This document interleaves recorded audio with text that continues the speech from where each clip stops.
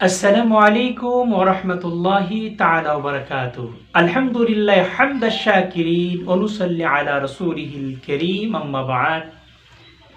প্রিয় দেশবাসী, আমাদের নিকটে কিছুদিনের ভিতরে আগমন করতেছে পবিত্র ঈদুল আযহা তথা কুরবানির ঈদ।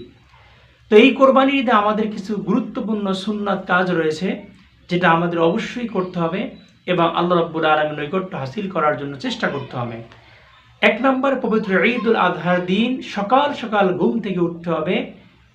2 নম্বরে, পবিত্র ফজরের সালাত আদায় করতে হবে। 3 নম্বরে, গোসলাদি শেষ করে পবিত্রতা হাসিল করে আল্লাহ রাব্বুল আলামিনের জন্য আপনার আল্লাহর পবিত্রতা ঘোষণা করার জন্য নামাজের প্রিপারেশন নিবে। 4 নম্বরে, খুশবু তথা সুগন্ধি ব্যবহার করবে। 5 নম্বরে, এলাকার গরিব দুঃখী মানুষের খোঁজ খবর নেবে। রাসূলুল্লাহ সাল্লাল্লাহু আলাইহি ওয়াসাল্লাম হাদিসে পাকের মধ্যে উল্লেখ করেছেন, খালাফাত মিনাত তরিক, এক রাস্তা থেকে অন্য রাস্তায় চলে যাবে। এবার রাসূল করিম সাল্লাল্লাহু আলাইহি ওয়াসাল্লাম বলছেন, কেউর বাড়িতে যদি এমন হয় যে একটা রয়েছে বাকিটা নেই, সে এক রাস্তা দিয়ে যাবে, অপর রাস্তা দিয়ে ফিরে আসবে।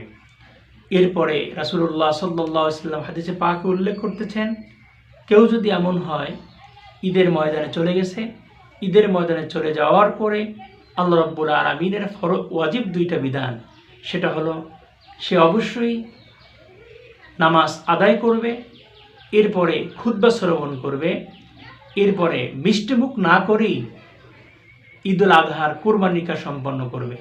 মনে রাখতে হবে, কোরবানির কাজ সম্পন্ন করার পরে সে মিষ্টিমুখ করে নেবে, এটাই সুন্নাত।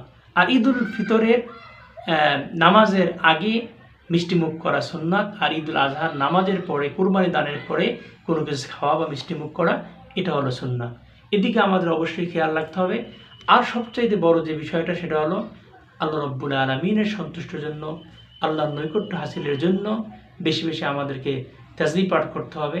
আর বিশেষ করে তাকবীরে তাশরিক যেটা আমাদেরকে পড়তে হবে, সেটা হলো আগামী বুধবার ফজর থেকে শুরু করে রবিবার আসর পর্যন্ত এটা আদায় করতে হবে। সেটা হলো হাদিসে পাকের মধ্যে উল্লেখ করা হয়েছে, আল্লাহ রাব্বুল আলামিন হাবিব বলেছেন, আল্লাহু আকবার, আল্লাহু আকবার, লা ইলাহা ইল্লাল্লাহু, আল্লাহু আকবার, আল্লাহু আকবার, ওয়ালিল্লাহিল হামদ। আল্লাহ রাব্বুল আলামিন পবিত্র ঈদুল আযহা, ঈদুল আযহার এই কুরবানিকে আমাদের জীবনের নাজাতের ওসিলা এবং আল্লাহ আমাদের প্রত্যেকের জন্য মুক্তির ওসিলা হিসেবে কবুল ও মঞ্জুর করুন। আমিন। আসসালামু আলাইকুম।